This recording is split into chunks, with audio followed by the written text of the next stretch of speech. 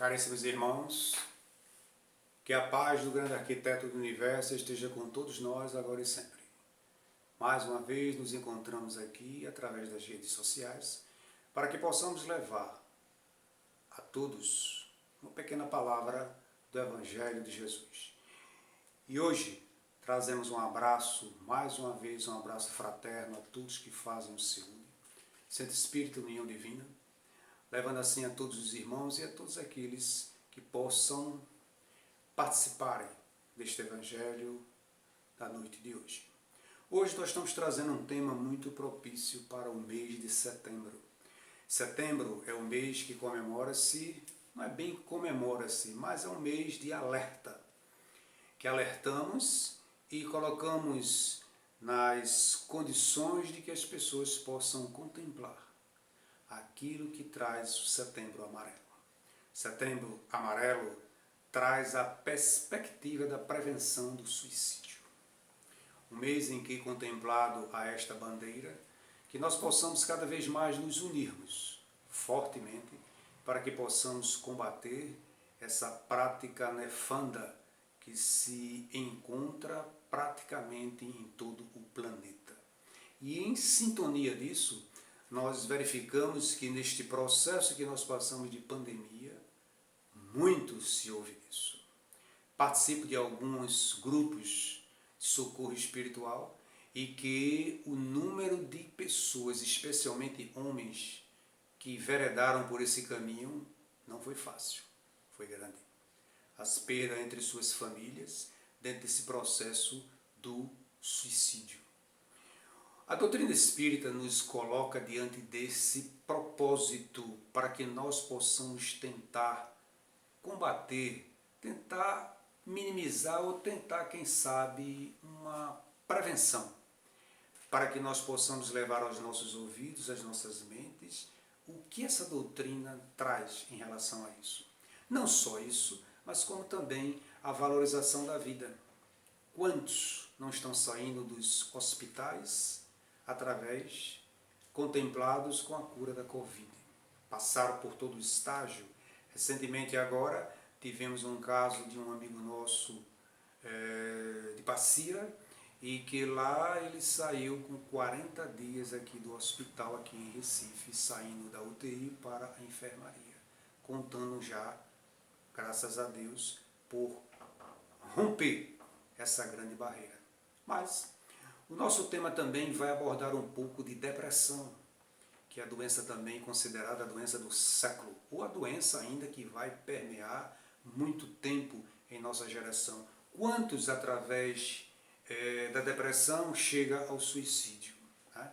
Então é uma coisa que puxa a outra, dentro dessa perspectiva em que muitas vezes nós nos envolvemos com problemas psíquicos, com problemas mentais, com problemas de várias ordens, e nesse momento que passamos a pandemia, quantos casos possivelmente que chegaram ao suicídio não foi decorrente de perdas materiais, perdas familiares, enfim, perdas as quais se olha para os quatro cantos e não se tem uma perspectiva de como sair.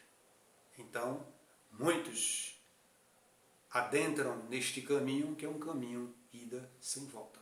Mas nossa noite hoje traz o quê?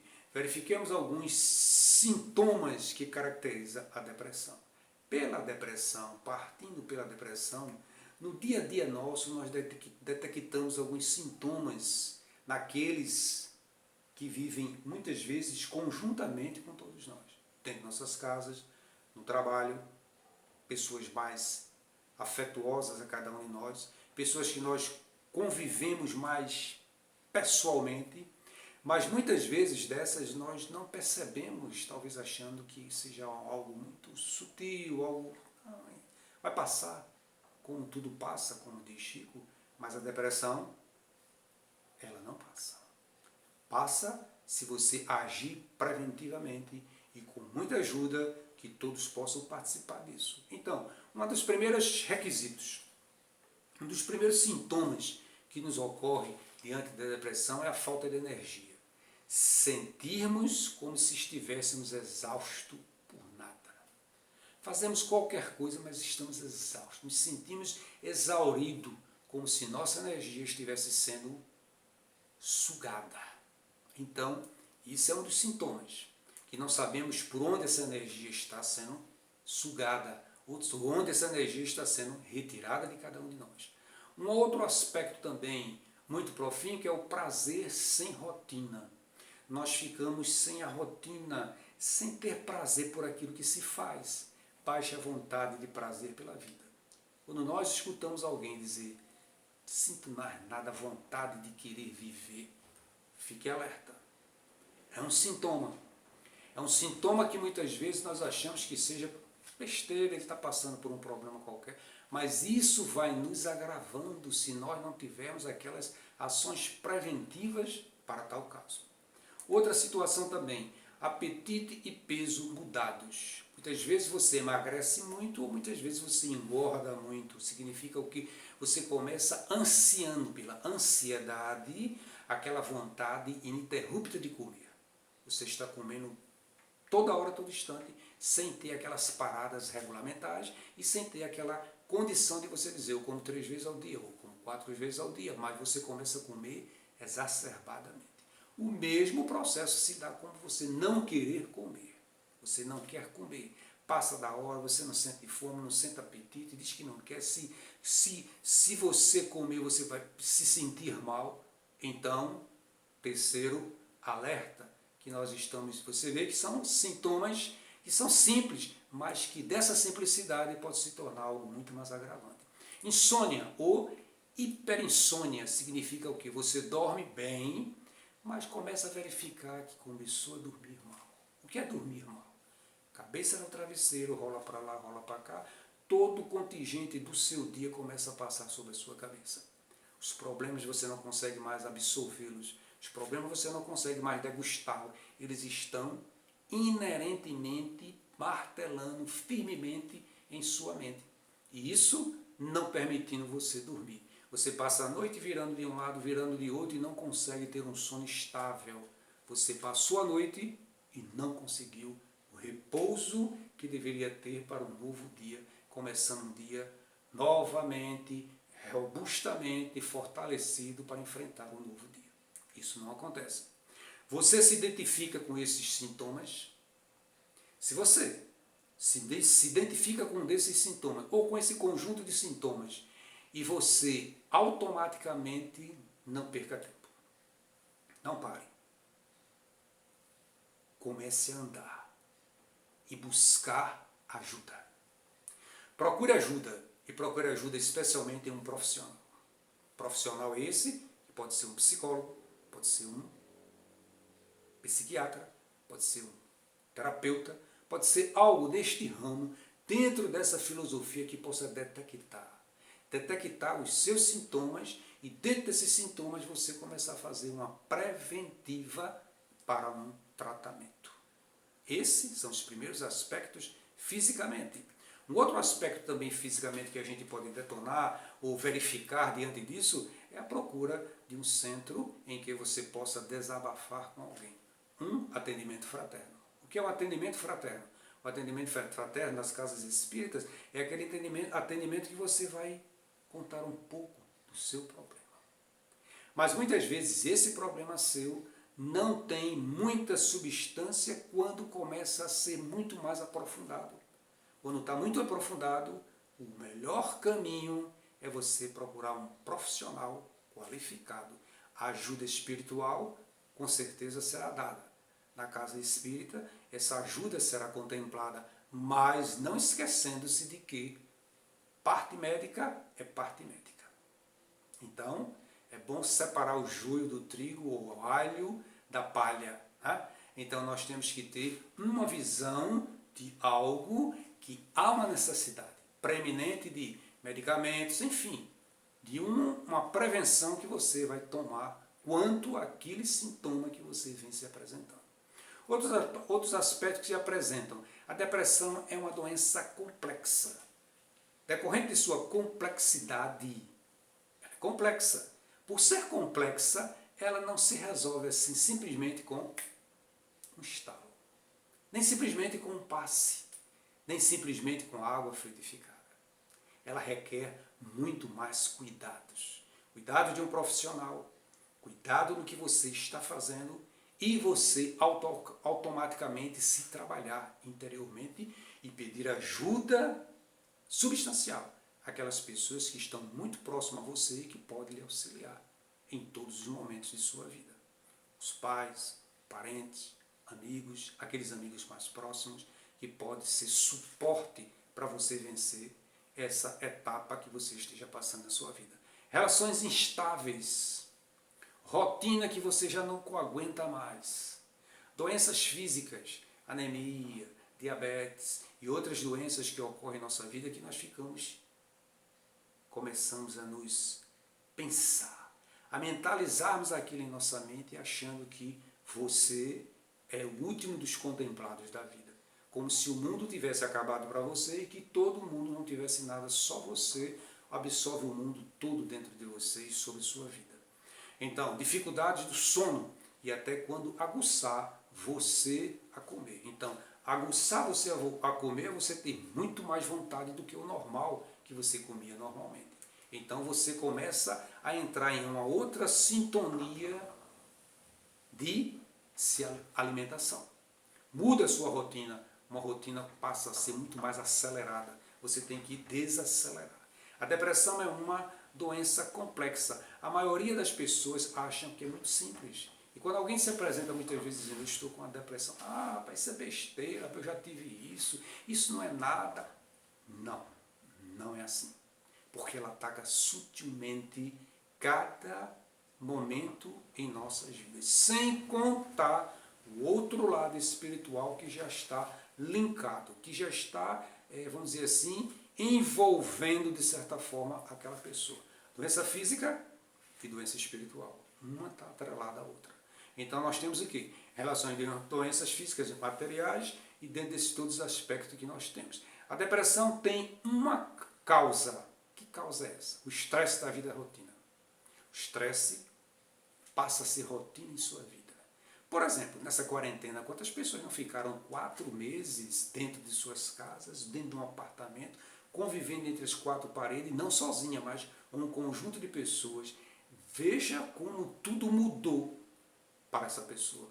As crianças, muitas delas tiveram problemas depressivos, porque elas mudaram a sua rotina, elas saíam de manhã para a escola, ou tinha tarde futebol, ou tinha tarde outra coisa para fazer, tinha ocupações e passou a ser conviver dentro de casa com pai, mãe, avós, enfim, familiares, todos conjuntamente dentro de casa, dentro de um processo que ela imaginava que estaria em uma outra situação de vida, mas estava dentro de um conjunto de situações e de problemas, onde o medo que existiria lá fora. Se você sair, algo vai lhe acontecer. Então, só por esse aspecto, vejamos como o estresse foi elevado, como a adrenalina subiu em todos os aspectos em nossas vidas, especialmente a vida de pessoas que estavam passando por esse pequeno problema, e é um grande problema em nossas vidas. Doenças físicas, como nós falamos, dificuldade com o sono, aguçando a vontade de querer comer mais ainda. Vamos dizer assim, na depressão, os próprios sintomas ajudam ali.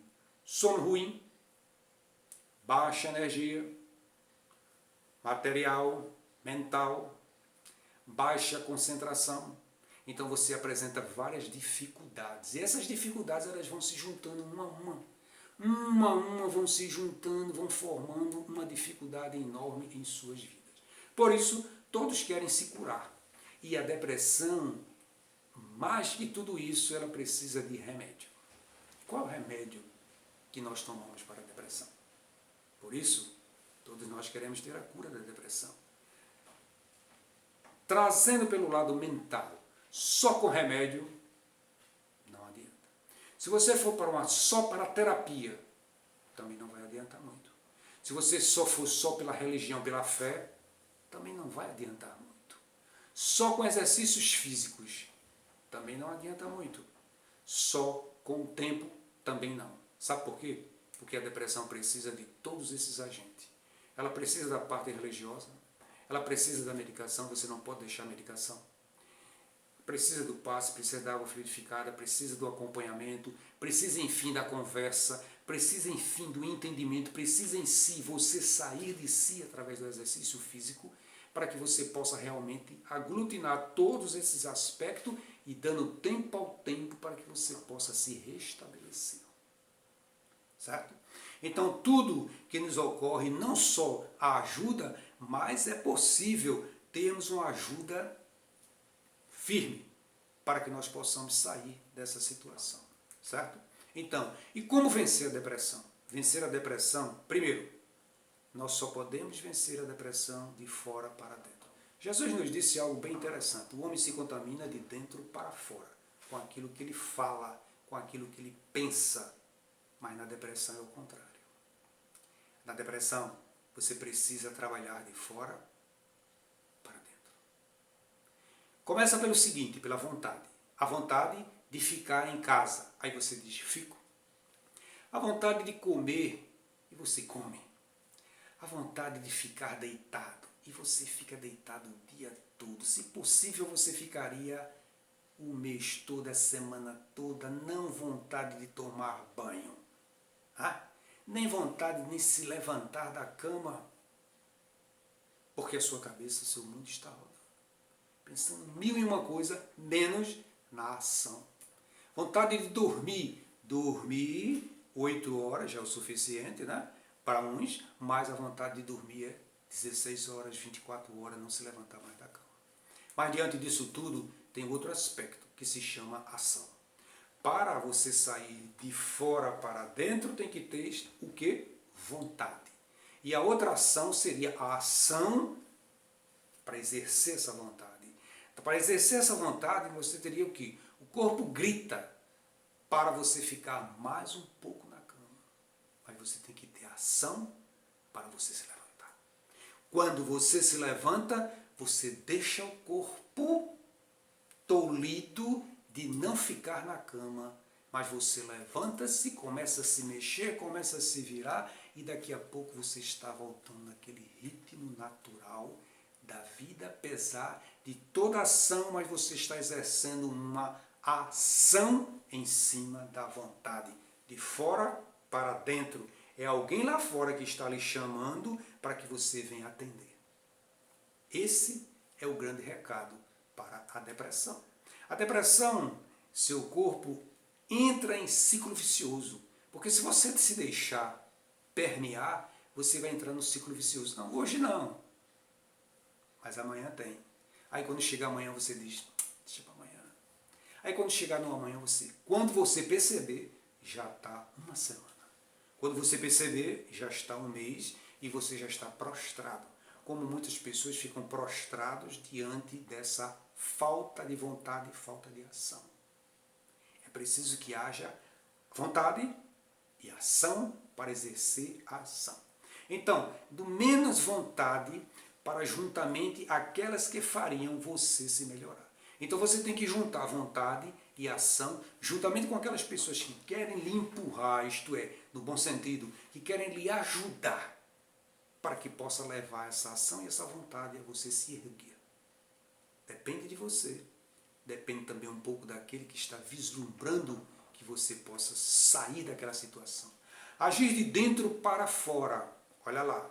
Se eu vou agir de dentro para fora, lembre-se, isso é uma grande armadilha. Jesus nos disse que o homem se contamina de dentro para fora. Jesus nos falou isso. Mas no processo depressivo, ele se contamina com aquilo que sai de dentro para fora. É o contrário. A proporção é inversamente proporcional. Porque na hora que eu saio de dentro para fora, vê o que nos acontece. Aqui, como sempre, a vontade cresce dentro de nós, mas a gente se torna cativeiro. É como se não estivesse dentro do cativeiro. Eu tenho vontade, mas não tenho ação. Essa vontade vem de onde? De dentro para fora. Mas a ação não nos faz nos erguer.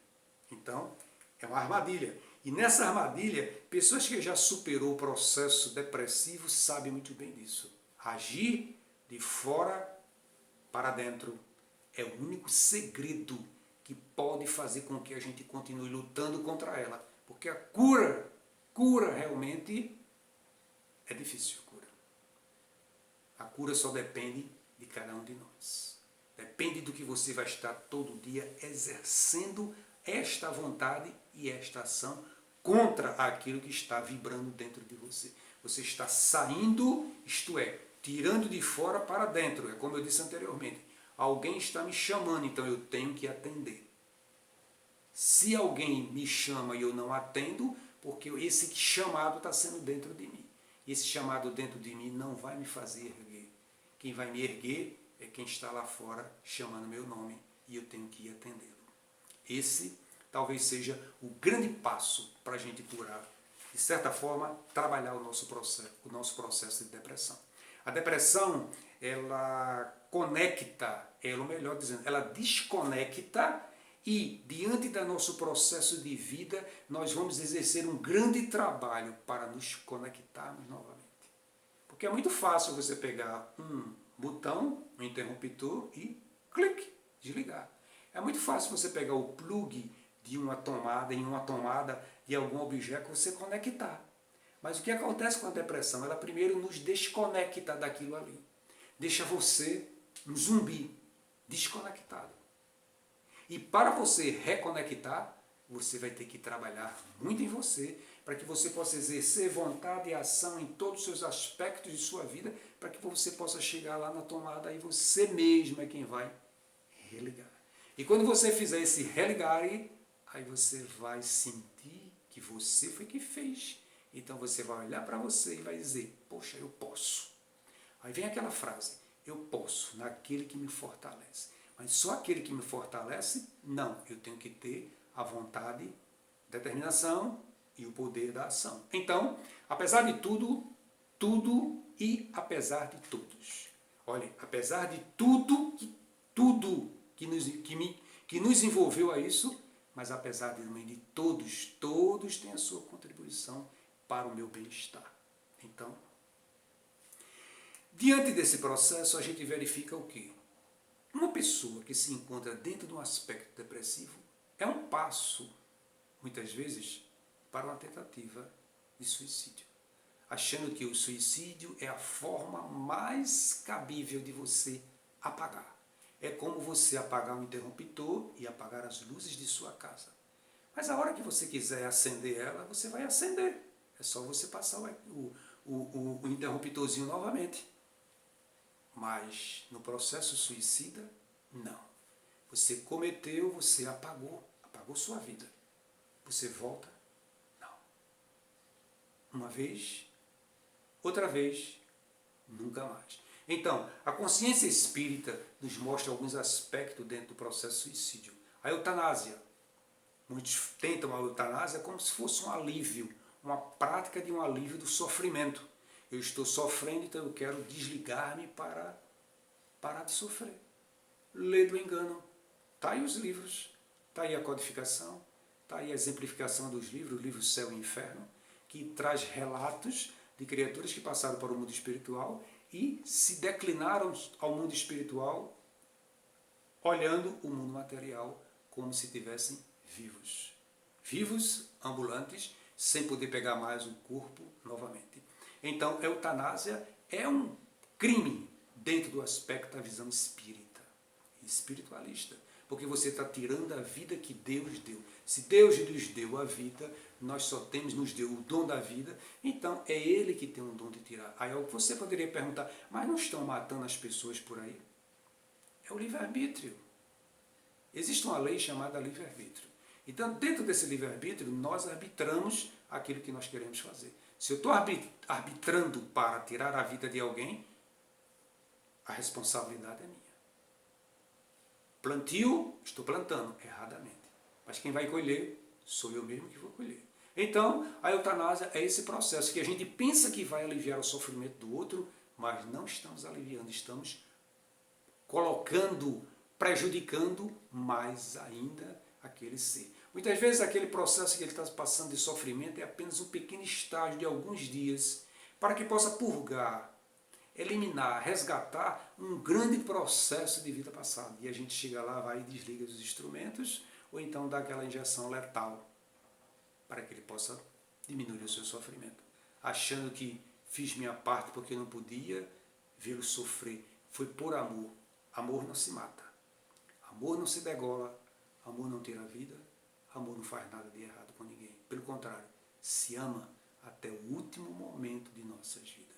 Jesus foi esse exemplo para cada um de nós. Então, diante disso, nós não podemos diminuir o sofrimento de alguém quando não foi permitido a cada um de nós, diante das leis divinas, diminuir e nem tampouco enfraquecer o sofrimento de ninguém. Se nós pegarmos o casulo de uma borboleta, que ela sofre para sair, para criar suas asinhas, para sair daquilo ali, desmontar aquela casinha ali, e se a gente acha no sentido de verificar que ela está sofrendo muito, que é um sofrimento para ela sair dali, e a gente começa a tirar a casquinha do casulo para ela sair, nós estamos amputando a sua vida, acabando com a vida da borboleta. Assim mesmo somos com nossas vidas. A mesma coisa se encontra no processo de quê? O aborto. É um crime. Não importa de quem seja, não importa em que situação, em que estágio nós estamos cometendo ele. O estágio em que nós estamos cometendo é na nossa visão física, na nossa visão material e materialista. Mas se nós reportarmos na visão espiritual, o que é que isto vai ceifar para cada um de nós, para quem pratica, para quem comete, para quem é o ser que está se propondo e para quem direciona. Todo um conjunto, esta rede será cobrada por cada ser, por cada criatura. As clínicas, as pessoas que cometem, pode ficar certo, todas elas irão responder pelos atos praticados, enfim, não importa se foi por amor, não importa se foi como foi, importa que nós, que você, ou eu, ou nós, tiramos a vida daquele ser, indefeso muitas vezes. Então, temos direito de prejulgar o desígnio de Deus. Não temos esse direito. Prejulgar o que Deus determinou não é nossa esfera. A nossa esfera é ser co-criadores da criação. Então, o sofrimento sempre tem uma causa. E há na dor um caráter de evolução. Então, se a dor nos traz um processo de evolução, então vamos nos ser resignados diante da dor.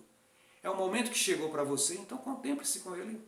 Viva a sua dor, vivemos a nossa dor de uma forma digna. Jesus nos mostrou isso. E quantos seus apóstolos, todos eles, foram totalmente trucidados e todos eles cumpriram a sua jornada. Você, eu, nós, o que é que nós estamos cumprindo de jornada na nossa vida? Então, diante disso, quem tenta suicídio, pede ajuda. Toda pessoa que tentou ou que pensa em tentar, está pedindo ajuda indiretamente. Só que nós, muitas vezes, com o nosso egoísmo, não estamos percebendo, não estamos vivenciando, não estamos vendo os passos que essa pessoa vem dando. A tristeza, a introspecção, enfim, as perdas, os problemas, a falta de comunicabilidade. Então, tudo isso, se temos de nossas famílias, nossos filhos, enfim, nós temos que estar muito próximo disso tudo, para que não possamos ser pegos de surpresas. E a surpresa diante disso, nós temos aqui alguns aspectos que nos traz dentro da sociedade: depressão, medo, humilhação, esquizofrenia, culpa, remorso, ansiedade, fracasso, transtorno mental e comportamental. Alguns aspectos desses podem nos levar a tomar determinadas iniciativas erradamente. Então, o suicídio pode ser prevenido? Sim. Toda ação suicida pode ser preventiva. E essa prevenção se encontra na razão social de que nós observarmos o que nós podemos minimizar diante desses aspectos de solução. Existem voluntários tendo processo de capacitado, existe a capacitação no Brasil, o CVV, desde 2004, trabalha profincuamente num trabalho unilateral, em um trabalho muito digno, que pode levar pessoas a pegar o telefone, a conversar. E essa pessoa precisa de quem escute, precisa disto aqui, e precisa disso aqui de cada um de nós, que possa esteja nos escutando. E quando a gente escuta, quantas pessoas não podemos tirar? O mundo atualmente, o mundo atual tem influência no número de suicidas? Sim. Temos aí a pandemia, que trouxe, arrolou uma infinidade de pessoas e ainda vai levar muita gente, esperemos que não, mas pelo processo que se encontra aí na nossa vida, nós vamos ver que muitas histórias desse tipo nós vamos ter, infelizmente. Essa é a grande realidade. Não podemos colocar o pano na frente, mas essa é uma prática nefanda que coloca pessoas em situações de risco que precisam de ajuda de um ou de outro. E nós temos que ter esse coração aberto para isso. Há muito tempo você decidiu estar aqui na Terra com uma grande finalidade. E essa finalidade sabia que seria difícil, muito difícil, mas assim mesmo você comprometeu por amor. Então, nós estamos aqui por amor. E é nesse amor que nós movemos e nós existimos. Então, meus irmãos, nessa pequena abordagem que nós fizemos, que nós possamos pelo menos ter uma pequena sintonia disso aí, para que a gente possa entender um pouquinho disso e entendermos que a vida ela é valiosa. Vale a pena viver. E viver, como diz o grande poeta, não ter a razão de ser feliz. Cantar, cantar, cantar e cantar. Alegria de sermos um eterno aprendiz. Mas a vida é bela e poderia ser muito melhor se nós estivéssemos vivos. Muita paz a todos, que Jesus nos abençoe e que possa nos iluminar agora e sempre.